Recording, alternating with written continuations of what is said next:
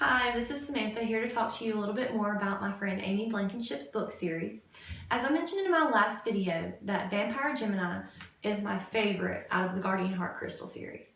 Just to give you a little bit of a hint, taste of what this book is about, I'm going to read you the back of the book, which has the summary on it. Alright. Kyoko was born to fight demons and thought she knew all the rules until she befriended a half-breed vampire and was accidentally seduced by his master. Realizing that the enemy has a heart, the lines between good and evil become blurred, leaving Kyoko confused and in a world of danger. Now with an obsessed master vampire stalking her every move and his twin brothers starting a vampire war, Kyoko is pulled even closer to the one thing she was supposed to destroy. Okay, so when she says that she's supposed to destroy, that is her purpose. She is a vampire hunter, demon hunter, whichever you prefer in these books. She learns from her grandpa that the reason the vampires are so attracted to her instead of her having to hunt them down is because of her virginity. So she decides the one way to solve this problem is to get completely drunk on Long Island iced teas and just sleep with the first blurry vision of a man that walks by. This, however, does not go very well for her. She ends up with one of the master vampires, as it tells you in the summary.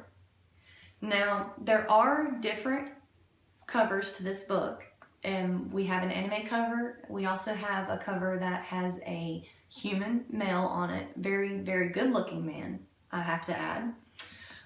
It adds to the hot as hell aspect to this book. Another thing that I want to do just to kind of tease you a little bit as to what this book is about. On Audible, because if you don't like to read, like me, I prefer to listen, you can use Audible. You can get all of her books on Audible. And here with each book, there's about a 5-minute sample. So I'm going to play you just a tease of that sample. After walking a couple of blocks without being attacked, Kyoko started to get annoyed. She even flipped her hair over one shoulder to expose her neck like a dinner plate, hoping the demon would hurry and make its move because she was tired and wanted to go home. Toski had probably already called to check on her, or at least she hoped he had. She had a flashback of being between his car and his body, making her groan in frustration. She was going to kick this demon's butt for interrupting her, if it ever got around to attacking. Her walk took her down another neighborhood street, and she heard a dog growling deep and low from somewhere close by. Her lips thinned, knowing dogs hated vampires. They probably hated them because if a vampire couldn't find a human to feed from, then the dog would suddenly make the menu. Her teeth clenched when a high-pitched sound followed the growl. The same sound you hear when a dog gets injured really badly. The sound made her stop, and Kyoko felt cold knowing the poor thing was dead. She frowned as she kneeled down and placed her books on the ground, pretending to tie her shoe.